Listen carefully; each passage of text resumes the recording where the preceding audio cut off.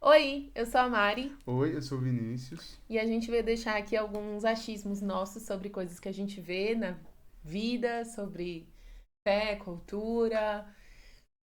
A arte, o que mais a gente. A grande realidade é que eu falei pra ela que a gente quer criar memórias traumáticas pro nosso bebê. Não, Pra. nada disso. A gente só quer registrar para a posteridade a gente passando vergonha É isso aí. e falando, enfim. Sobre o que a gente quiser falar. É isso.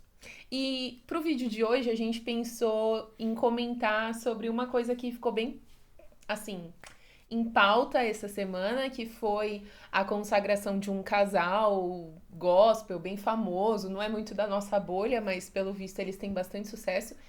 E eles são cantores e tal, Jefferson e Suelen, deveria falar o nome? Ah, de agora você já Agora eu falou. já falei. Bom, enfim.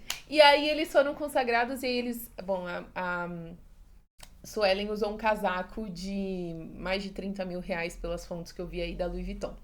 E aí a gente ficou meio pensativo, né, sobre isso, assim. E a nossa ideia aqui não é trazer sensacionalismos. Na verdade, é mais usar para engajamento. Mentira. E também não necessariamente a nossa opinião ela tem o intuito de condenar. É só pegar esse assunto e Refletir. refletir sobre o assunto, não sobre as pessoas em si, que a propósito eu não sei quem são. Enfim. E aí uma coisa que a gente ficou pensando foi sobre essa cultura de ostentação. Na nossa vida, ela tá muito presente no que a gente enxerga, assim, nas comunidades locais? Eu acredito que, de um modo geral, os cristãos eh, no Brasil, eles cederam muito a essa cultura de consumismo, essa cultura de ostentação.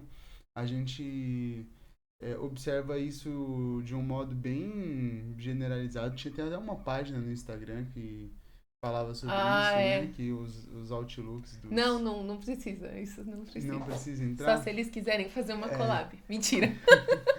E aí.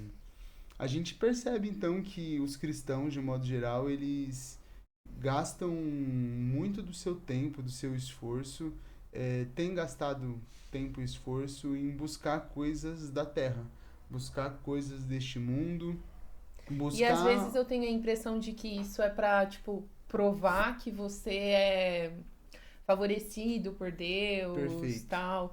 Eu tava até falando pro Vini que eu lembrei na origem dos Estados Unidos. Se a gente pensar que os Estados Unidos eles são responsáveis pela formação, pelo menos do pentecostalismo no Brasil, né?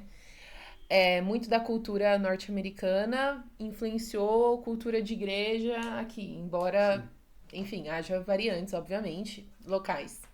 Mas, e nos Estados Unidos tinha muito isso, essa formação até calvinista falam, né, que o calvinismo ele foi interpretado como uma gente, eu tô fazendo uma salada, mas tentando me acompanhar. O calvinismo ele fala da predestinação. E aí teve uma interpretação ao longo do tempo, então, de que Calvino estava afirmando que pessoas predestinadas por Deus, se trabalhassem honestamente, tivessem uma vida de muita disciplina, muito rigor, e acumulassem ali a sua riqueza, expandisse ali a sua vida financeira, enfim, é um sinal de predestinação, um sinal de que Deus te escolheu.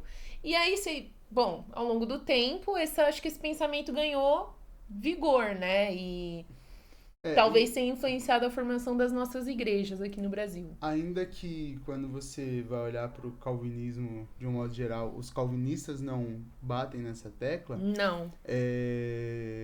a gente percebe que essas distorções teológicas com relação às questões financeiras estão presentes no imaginário assim da comunidade evangélica no Se a Brasil. gente pensar A gente em pensa, termos históricos, sim, e a né? gente pensa, por exemplo, um fenômeno religioso da teologia da prosperidade, Exato. que No no pentecostalismo. Tipo, pentecostalismo.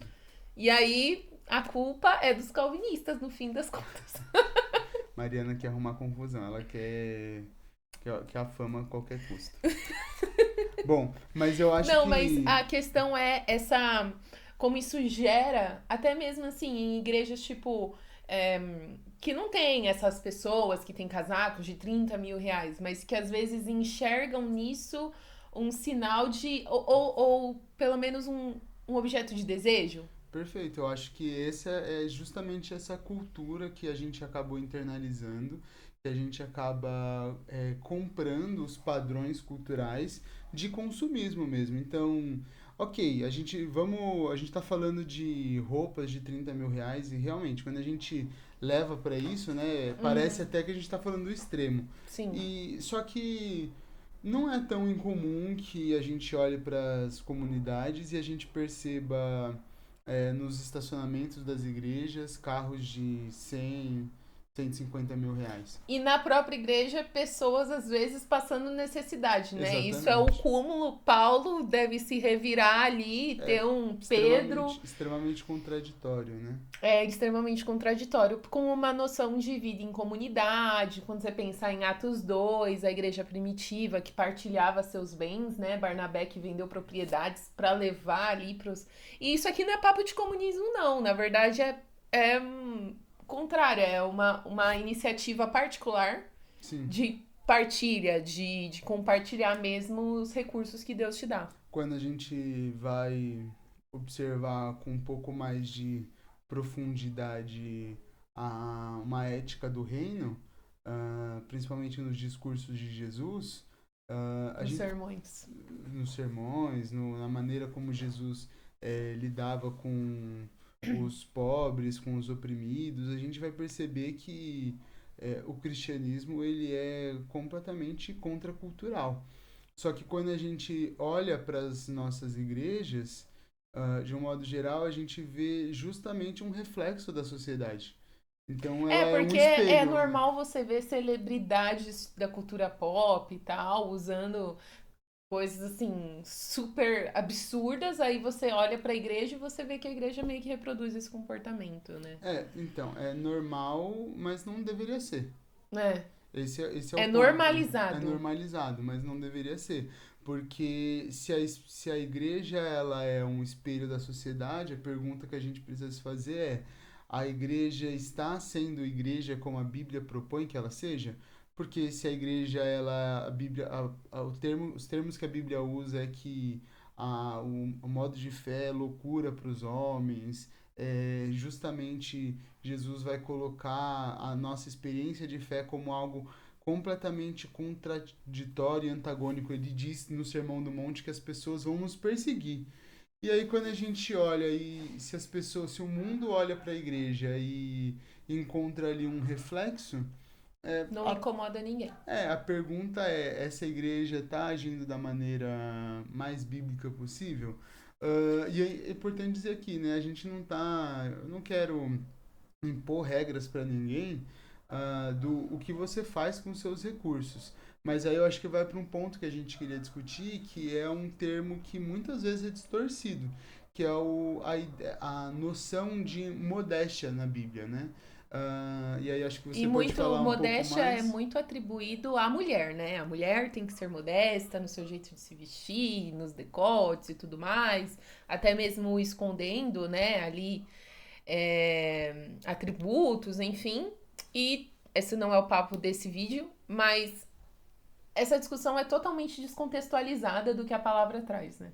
Ainda que Ainda essas. que valha essa discussão sobre a vestimenta, Uhum. mas não é essa a pauta dos textos bíblicos. Ainda que essas discussões ou estas afirmações ou exigências das comunidades locais possam encontrar algum respaldo bíblico ou outro, A ah, modéstia bíblica não é sobre a é, roupa, o decote da mulher, da exatamente. irmãzinha. A gente, Modéstia bíblica é sobre a gente você, separou, sobre o quê?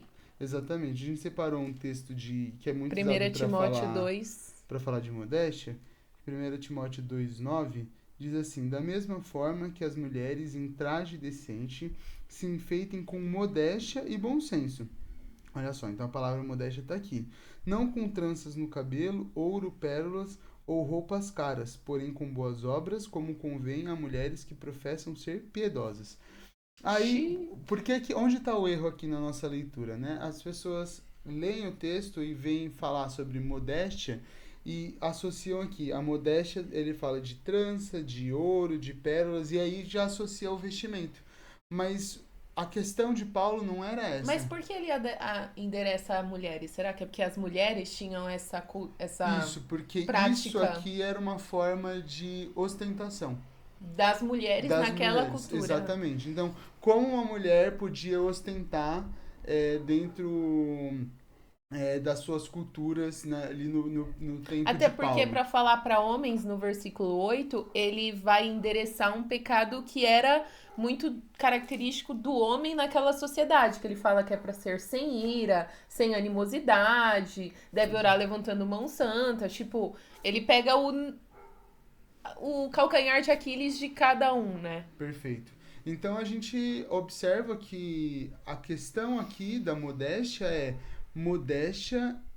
não agir com ostentação. Modéstia é você não querer mostrar para o seu irmãozinho, querer mostrar para o seu vizinho aquilo que você tem. Pelo contrário, a questão aqui tá, Paulo vai associar justamente as ideias de a mulher precisa então ter um comportamento santo, de oração, que é justamente essa noção que a gente precisa ter de uma vida modesta, né? Não querendo promover a si mesmo. Não querendo promover a si mesmo. E aí tem uma questão também, né? Que é qual o limite, então? Ah, então vocês estão querendo dizer que eu preciso viver de maneira franciscana, abrir mão Ah, de tipo, só todos. comprar roupa na lojinha ali Isso. da Não, esquina. não é isso, mas a questão é justamente um senso de contentamento, que é o que o consumismo não traz pra gente. E não tem jeito, você não vai ter esse senso sem a sabedoria que vem do espírito, Exatamente. né? Então, acho que a gente pode concluir esse vídeo Sim, acho que já. pensando, deixando aí para reflexão de vocês, Romanos 12:2, que é um versículo que fala para nós não nos conformarmos a esse mundo, não tomarmos a forma desse mundo. Se o nosso mundo é consumista, capitalista, individualista e todos os piores istas, então vamos buscar o oposto disso. É o que a palavra nos diz. E Exatamente. fica aí. Aí a gente precisa pensar o que é que Deus espera de mim, o que é que Deus espera de nós, espera Na hora da que a sua gente igreja passa o nosso aqui. cartão. Isso aí. Eita! Deus abençoe e até o próximo Como se a vídeo. gente tivesse limite para passar o cartão. Tchau, gente! Tchau, tchau.